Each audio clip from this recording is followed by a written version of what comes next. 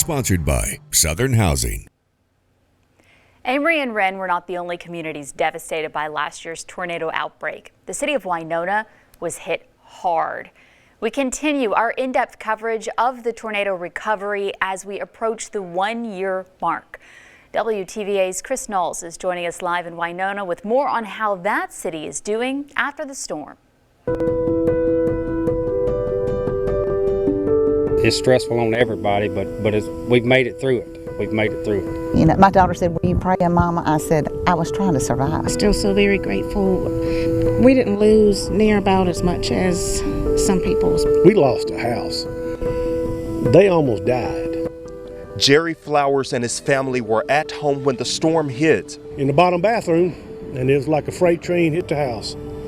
Never in my life been through that. Flowers lived in the house for about 14 years. He sold the property and now lives in another part of town. Flowers says he's grateful he survived the tornado, but it's still painful to come back. It's not like it was. You know, the trees are gone. The place that was home to me and Becky and our kids, it's not home anymore to me. Believe in the good Lord, He'll take care of you, and He is taking care of us. I visited the Taylors next. They live 2 doors down.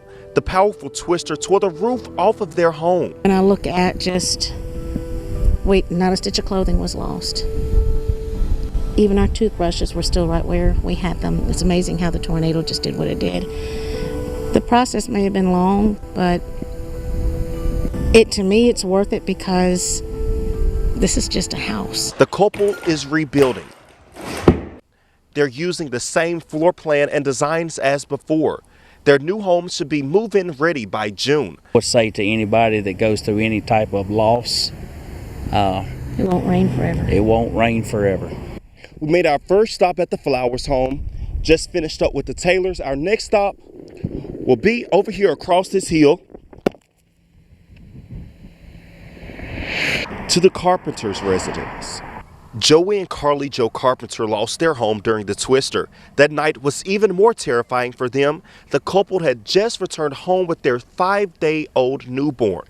The couple recently celebrated the newborn's first birthday. It's been a long road, but we're almost done.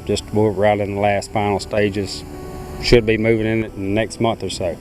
They're currently rebuilding their home. They're living in a camper until it's finished. I made my final stop at an abandoned piece of property. This land used to be the Bowman's residence.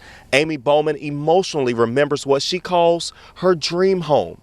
Amy and her husband built the home in 2000, and now all left is land. I mean, you hear everything falling and crashing, but the tornado itself was louder than the 17-foot chimney that fell across the house. Winds were so strong, Amy's wedding ring was ripped off of her finger.